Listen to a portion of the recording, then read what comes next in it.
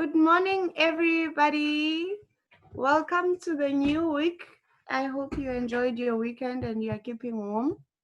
My name is Duduzile Rubega. This is Life Sciences Grade 10. This week we are discussing cell organelles. Ne? Remember last week we started with the basic structure of the cell. So today we are getting deeper now inside the cell. We are discussing the organelles. There are various organelles that you'll find in the cell. The two main ones we'll discuss today are the nucleus and the mitochondria. And then we'll be discussing this throughout the whole of this week. We'll be discussing different organelles for the rest of the week. So like I mentioned, the organelles we are discussing today is the nucleus and the mitochondria. Did you know that the mitochondria also contains DNA? Remember we mentioned that you'd find the DNA in the nucleus, but also the mitochondria also contains DNA. It is called mitochondrial DNA, which when you write it in short, it's mtDNA. But it makes up just a small percentage of the cell's overall DNA content. All mitochondrial DNA in humans is derived from the mother's side. So in human beings, wherever they have the mitochondrial DNA, that is strictly derived from the mother's side. And then we had started briefly discussing the nucleus last week. Now we're moving on to the functions of the nucleus. The main function of the cell nucleus is to control gene expression and facilitate the replication of DNA during the cell cycle. You will learn about this in the next chapter. Ne? And then the nucleus also controls the metabolic functions of the cell by producing mRNA, which encodes for enzymes, examples, insulin.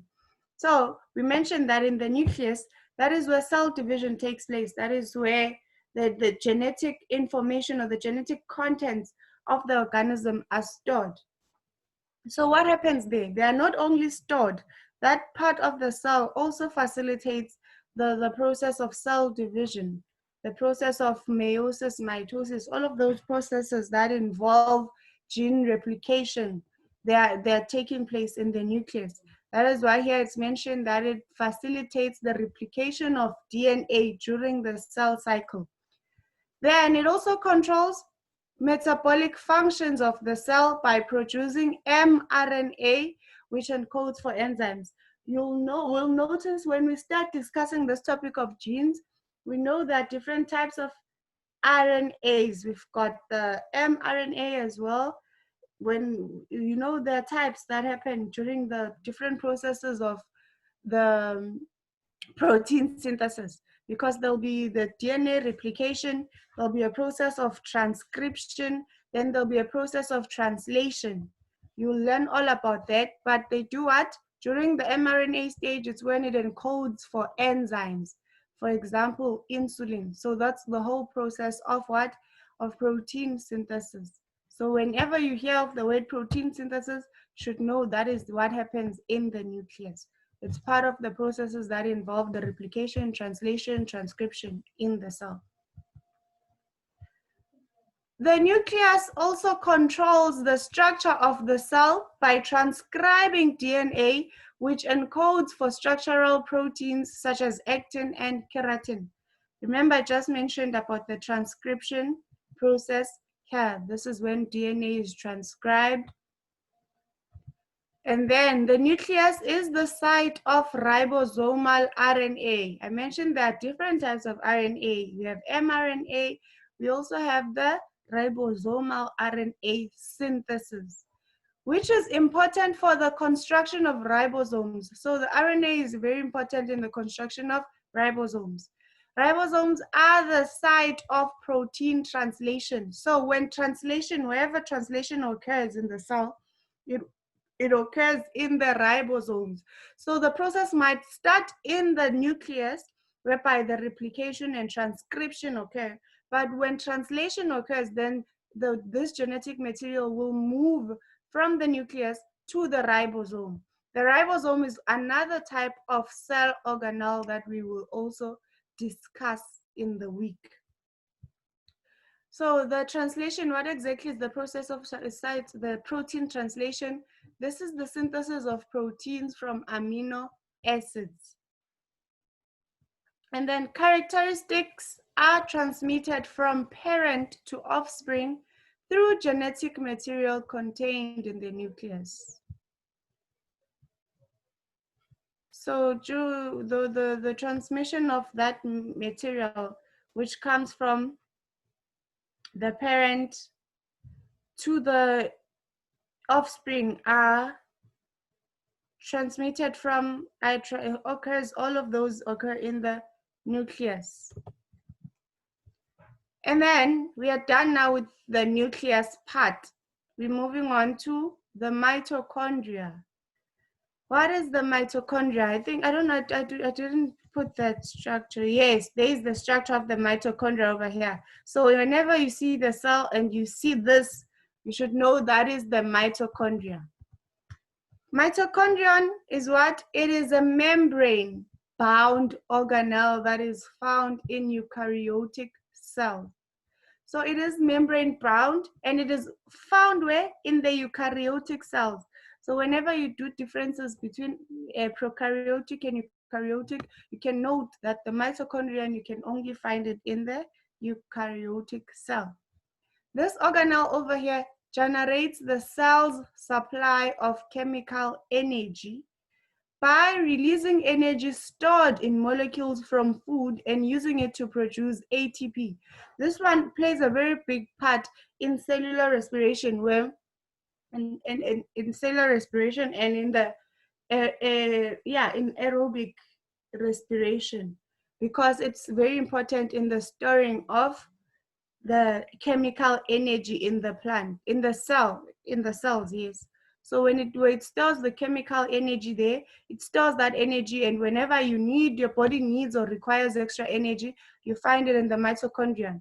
It also, you can locate it mostly also in the muscles, because that is the one part where your energy would be stored. So probably when you are a runner or you need to take a long walk, energy reserves are stored there. Like it's called here the ATP. Remember when we discussed ATP? That is the energy that is produced here. It is called adenosine triphosphate. We learned it when we did the active transport. Yes, I remember discussing when we did active transport. ATP is a special type of energy carrying molecule. So wherever you see ATP, you know energy is involved. There would never be a process where there's ATP and there's no energy, because it is an energy carrying molecule. You remember when we discussed active transport, what happened there?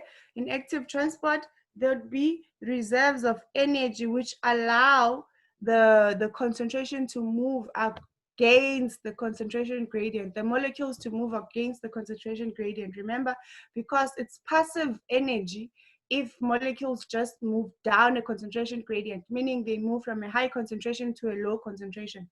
But when during the active transport, that's where you have ATP, which aids and provides extra energy that would be required to move molecules from a low concentration to a high concentration. So that's an example of where you can also find ATP.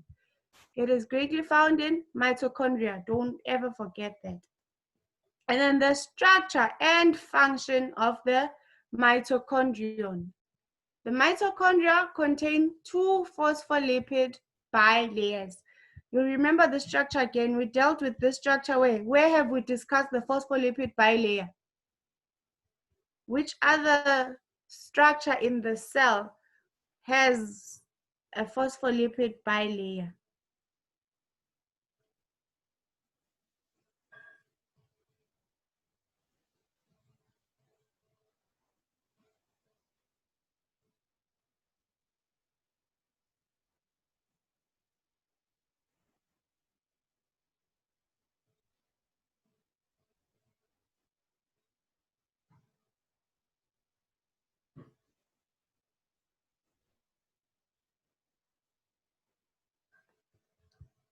Guys, what other structure in the cell, we discussed it last week, that has a phospholipid bilayer structure?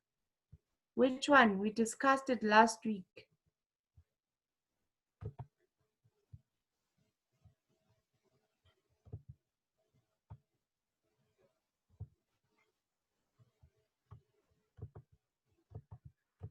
Okay, I don't know if you've forgotten, but it was the cell membrane.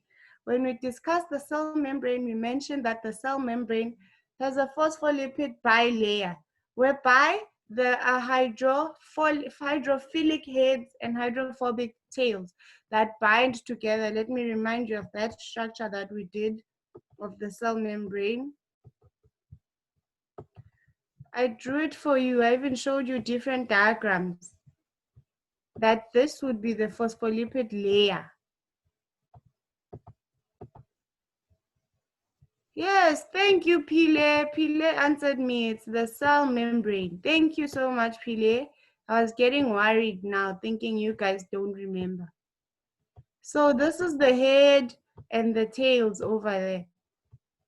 Hydrophilic heads, hydrophobic tails. So this is a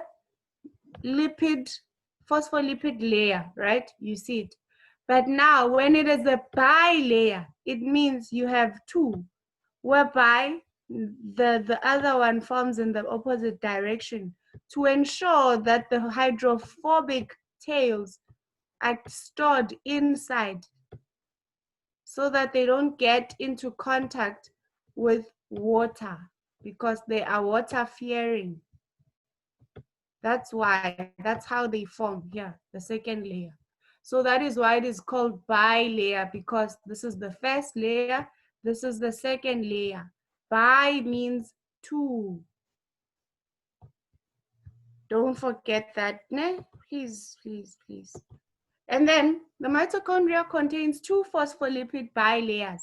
There is an outer membrane and an inner membrane. You remember as well with the cell membrane, we had the extracellular space and we had the intracellular space. So at the very top here, it would be the extracellular, meaning outside of the cell.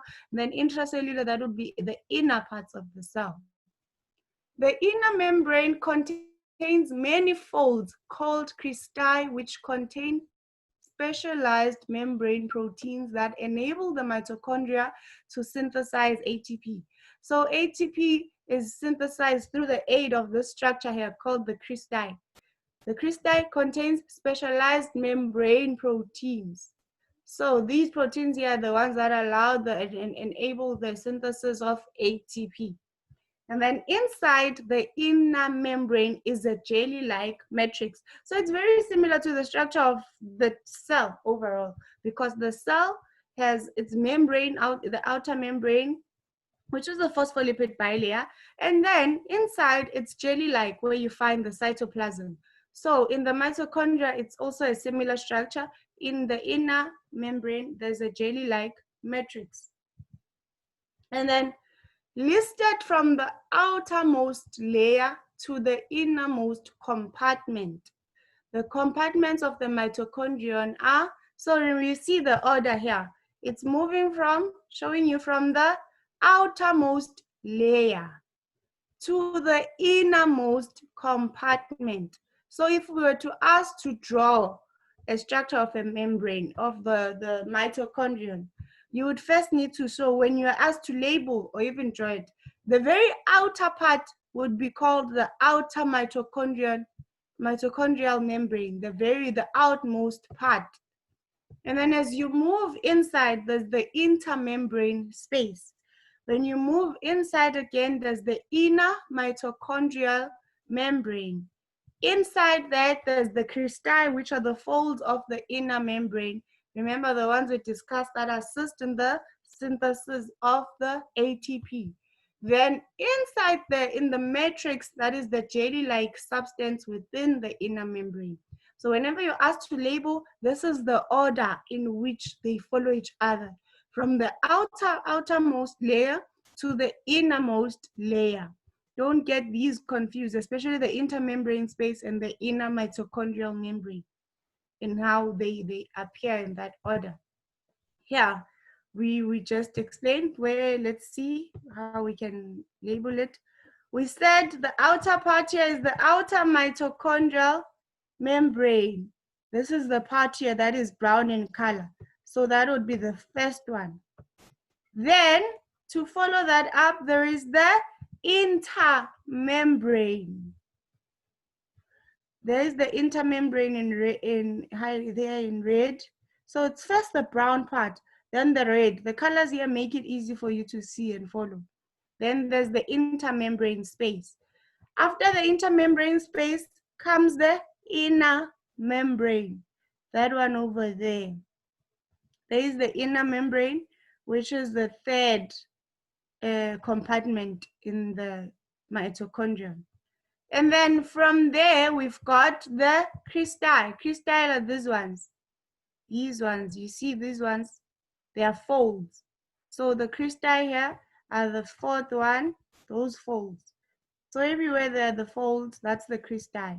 You see it with this color over here, the inner yellow part. It's noted the green, the number 3, the inner membrane. It's that inner brown one. The cristae is that inner yellow one. It's labeled by the inner yellow parts. That's the cristae. Wherever there are folds there, that's the cristae. And then the very last one is the blue part. The blue part, that is the jelly-like substance, which is the matrix. Inside the matrix is the jelly-like substance. So this liquid that you see there, it's jelly-like. You see? Then when we move on, inside these liquids over here, there are different things that you find inside the liquids. We find here the granules. Here are the granules. They are in the liquids. They're labeled. You have the ribosome. There, the ribosome over there. You've got the ATP synthesis particles. So these particles there are involved in the process of the synthesizing of ATP over there. And then we've got the DNA. Remember we said there's DNA in the mitochondrial DNA. In the mitochondria, there is DNA. And that DNA is passed on from, in humans, it's only passed on from the mother's side. So that is it over there. That is the DNA, deoxyribonucleic acid over there. So there are various things that are in this matrix. So all of these things that I'm not labeling right now are the ones that you find in the matrix, in the mitochondria. So please don't forget, the most important part that I wanted you to notice is how the compartments are placed. So you need to be able to understand that. I'm doing this so that whenever you are asked to label, you remember and you understand in that order. So if you've got this order and you understand this order, then you can be able to label whenever you're given the structure of the membrane of the mitochondria, because you know it's first the outer mitochondrial membrane, then it's the intermembrane space, then it's the inner mitochondrial membrane, then you have the cristae, which are the folds of the inner membrane. Then you'd move on to get your matrix, which are the jelly-like substance within the inner membrane. And in the matrix, then you have the different substances over there, which could be the granules, the ribosome, the ATP synthesis particles, and the DNA. So this structure over here, learn it, understand it. You will be asked about it. Then this is a micrograph of a mitochondrion.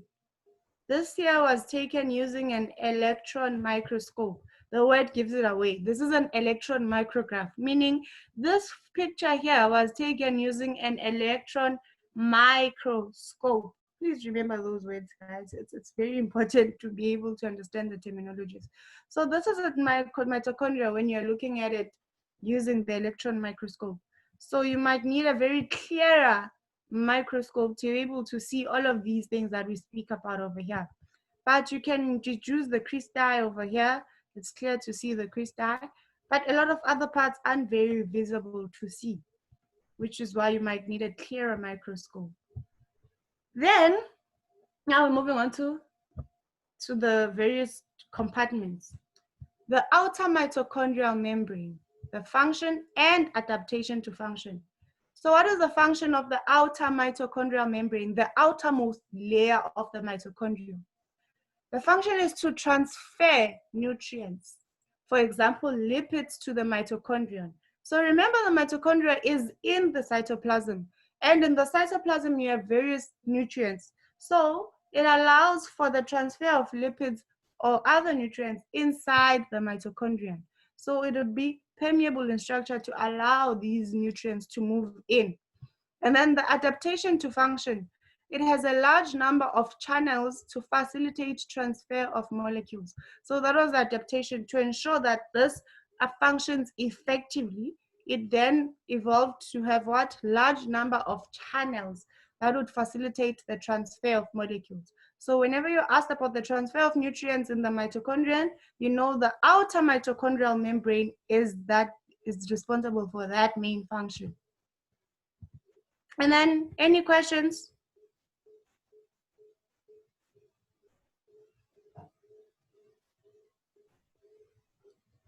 You don't have any questions? We still have time. I underestimated today's lesson. So I think I will continue with what was supposed to be tomorrow's lesson.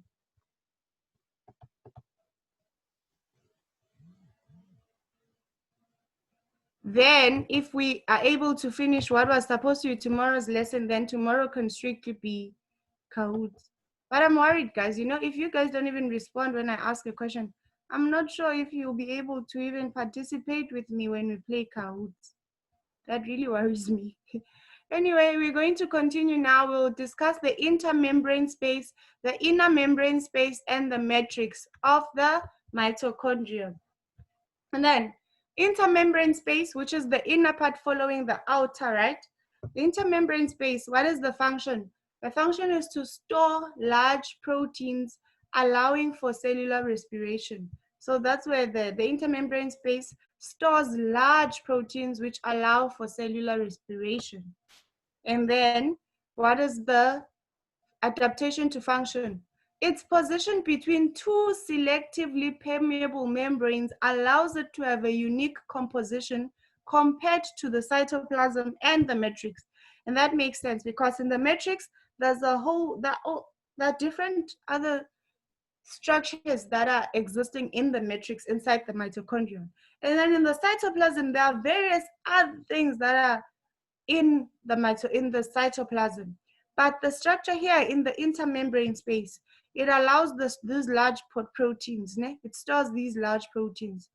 So because it is stored between the two selectively permeable membranes, then it's very, very selective as to what exactly will be inside this intermembrane space, because these situated between two selectively, remember selectively I said it doesn't allow just everything to pass through. It is very selective about what things it allows to pass through. And then inner membrane. Inner membrane, the function of the inner membrane is to store membrane proteins that allow for energy production. Membrane proteins that allow for energy production. Don't confuse this with the intermembrane space that stores the large proteins for cellular respiration. So when you think intermembrane space, think cellular respiration. But when you think inner membrane space, then you think energy production. It stores what? It stores the membrane proteins that allow for energy production. And then the adaptation to function. It contains the folds known as cristae, which provide increased surface area, thus enabling the production of ATP. So these many folds of cristae, they provide the increased surface area, meaning there's more space available now. That means more space available, and now there's a larger area available for the production of ATP. So now it is able to actually produce lots and lots of ATP due to this increased surface area. The ATP is what? It's the chemical potential energy. Remember when you said ATP, you think of energy. It stores those energy, it's energy carriers, molecules. And then inside the matrix, in the matrix now of the mitochondrion, where it's that jelly-like substance that we've mentioned, that was blue in color when you noticed there. This matrix, the function of the matrix is it contains enzymes that allow for the production of ATP, which is energy. It contains what? Enzymes that allow for the production of ATP. And then the adaptation to function is the matrix contains a high quantity of protein enzymes which allow for ATP production. So it contains a high quantity of protein enzymes. That was the adaptation to ensure that it gets lots and lots of protein enzymes that would facilitate in ATP production. Because remember, when you think of matrix, you think of production of ATP. When you think of inner membrane, you think of energy production. And then when you think of intermembrane space, you think of cellular respiration. And then in life sciences, it is important to note that whenever a structure has an increased surface area, there is an increase in the functioning of that structure. That is very important to note, and that's why I kept on emphasizing it. In grade 11, you will study a section about gaseous exchange, né? The exchange of gases, carbon dioxide, going out of your body and oxygen entering in your body. And then in plants, of course, it would be oxygen being released and carbon dioxide being taken in. But anyway, the surface area plays a huge part, and it is one of the requirements for the organs that are involved in gaseous exchange to have a large surface area to ensure that the diffusion of gases occurs easily. So the surface area, if it's big enough, then the diffusion of gases occurs easily. You'd also, an example would make a practical example of, let's say you want to cook potatoes and you're in a hurry. Let's say you want them to cook the quickest time possible. We can do an experiment. You can take your very large potatoes, you peel them, then you boil them in water. Those ones will take a very, very long time. Why? Because they are still very big. They don't have enough, it's in the surface area. It's like the volume, it's increased volume, where the higher the volume, the less the surface area. But if you were to peel those and cut them in thinner slices, then you are enlarging, you are decreasing the volume, thereby increasing the surface area. And because when there's a larger surface area and they are thinner, then it would allow for a quicker cooking time. Then you'd be able to finish cooking quickly. So when you know you're in a hurry and you really need to prepare your food quite quickly, ensure you increase the surface area of whatever you're trying to cook. Cut it into small pieces, especially if you're going to be making mashed potatoes or things like that that can be cut. Then it would shorten your cooking time immeasurably. So endoplasmic reticulum, you still have time. I'll discuss that with you. Guys, are you still okay? Any questions?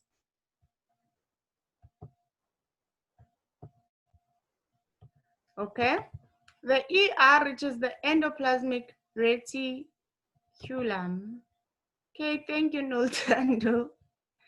The endoplasmic reticulum, which is the ER, is an organelle found in eukaryotic cells only. The ER has a double membrane consisting of a network of hollow tubes, flattened sheets, and round sacs. So what does it contain? We need to highlight these parts. It consists of a network of hollow tubes. There are also flattened sheets and round sacs. So whenever you're looking at your structure of your cell and you see the network there of hollow tubes, flattened sheets, and round sacs, you know that that's the typical structure of the endoplasmic reticulum. These flattened hollow flows and sacs are called the cisternae.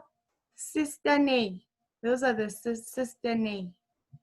The ER is located in the cytoplasm and is connected to the nuclear envelope. Remember, the nuclear envelope is the outer layer of the nucleus. That one there, that has spaces, that has pores there. That's the nuclear envelope.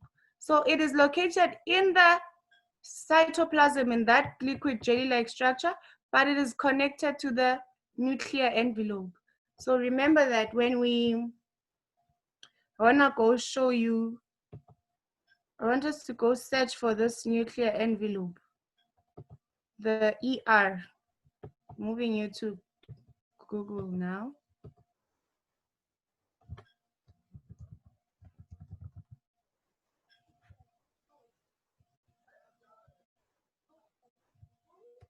or let's say cell structure.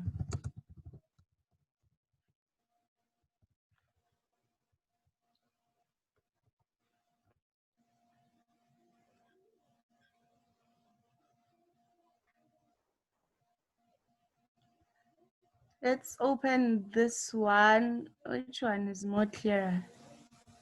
Here, you see the endoplasmic reticulum? There.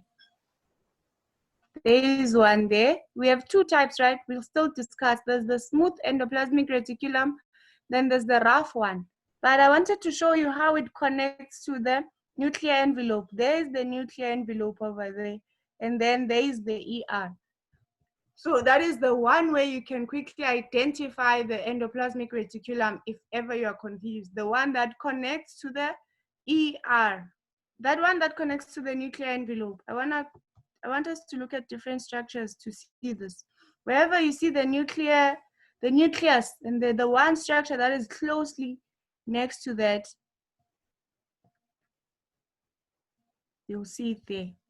So we will continue. I'll continue showing more diagrams so that it's easy for you to identify, and it would be easy for you to label, because you will get questions where you're asked to label the structure of the cell.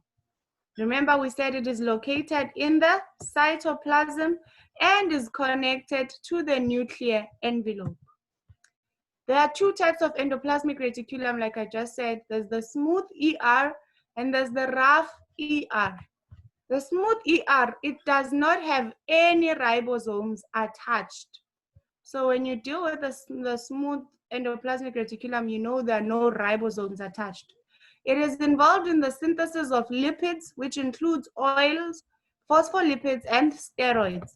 So where the site of lipid synthesis is the smooth endoplasmic reticulum. It is also responsible for metabolism of carbohydrates, the regulation of calcium concentration, and detoxification of drugs. So when you have too much carbs, the metabolism of those carbs occurs in the smooth ER. How it regulates, where the calcium concentration is regulated, is in the ER. And when it detoxificates the drugs. So whatever pills you keep on taking, they are detoxified in the smooth ER. So you see, no matter how small the structure is, they play very, very important roles in our body. Can you imagine without the smooth ER, then the drugs in the body wouldn't be detoxified. There wouldn't be a regulation of calcium concentration, and the metabolism of carbohydrates would be greatly affected. Also, the lipids wouldn't be synthesized, because that is the site of lipid synthesis. So the oils, the phospholipids that you need, the steroids that you need in your body wouldn't have a site to be synthesized in. So these parts are very, very important. And then we have the rough ER. That's the opposite of that one. This one is covered with ribosomes, giving the endoplasmic reticulum a rough appearance. So it is because of these ribosomes that we call it the rough ER, because they cover this ER and then they give it the rough appearance. It is responsible for protein synthesis and plays a role in membrane production. So protein synthesis and membrane production. The folds present in the membrane increase the surface area, allowing more ribosomes to be present on the ER, thereby allowing greater protein production. Remember what we said about the larger surface area? It helps increase the efficiency of the cell structure, whatever cell structure we might be dealing with. This is a schematic diagram of the smooth endoplasmic reticulum. Yeah, it's smooth, you can see it. This is the smooth endoplasmic reticulum. Very smooth in structure. Then this is the micrograph of the smooth ER. You see the micrograph, you see there? Very smooth, ne? Then the schematic diagram of the rough endoplasmic reticulum. The rough one here, now it's rough. Why? Because of the ribosomes there. These are the ribosomes that make it look rough. So the difference between these two, really, it's the ribosomes. When you look at the structures, You just notice that this one looks rough in structure. That's why it's called the rough endoplasmic reticulum. So you can never really confuse these two structures. And then the rough, yeah, so it's the rough ER, and then the ribosomes are all around the ER, giving it this rough appearance. The micrograph here, you see, with this one now, you can clearly see that there are a lot of things now it has a rough appearance because of those ribosomes. So it should be very easy to be able to identify whenever you are given a structure, which one is the rough ER and which one is the smooth ER. I will leave it here today. I think tomorrow I will dedicate the whole lesson to Kahoots. Guys, I keep on mentioning this because I really, really hope you will participate. Ne? So the plan is that tomorrow we do Kahoots, the entire lesson. So please, please, please be ready to participate with me. I promise you it will be fun. The links here, we use the Siavula Grade 10 Life Sciences textbook. That's one I consulted for a lesson. But you can also access other textbooks on the Snaplify app. It is a great app. You download it on your phone or your laptop or computer, anywhere really. As soon as you've downloaded it, you can download various textbooks for free. They allowed us to download for free until December this year. So you can download for free. And then you can even use it when you're offline. After you have downloaded your book, you can use it when you're offline. You can make notes. It's just yours. It's your book to have. So even if you have lost your textbooks from school, you don't have to go buy another hard copy. Download on Snaplify and use that one. It's a great app. It will very, very much assist you. Any questions, guys? I am done for today. Do you have any questions?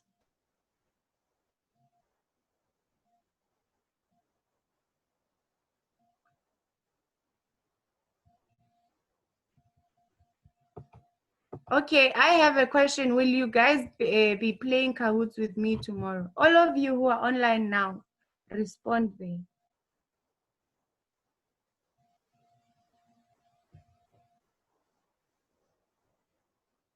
Oh, great. I'm so glad. That's a relief. I'm going to make sure I prepare it and it's going to be fun and we'll be learning. So it will cover the work we've done together. Ne? Because it's going to be for the whole lesson, I'll make sure it covers the work we've done since the term began. Yeah, so since the term began, we'll cover all that work we've done together. And it's only been just a week, ne? Just 1 week and a few days. So yes, we'll cover that work in our Kahoots. So just go through those slides or whatever, but yeah. All right, everybody, thank you so, so much for your participation. I will see you tomorrow when we play Kahoots. Bye.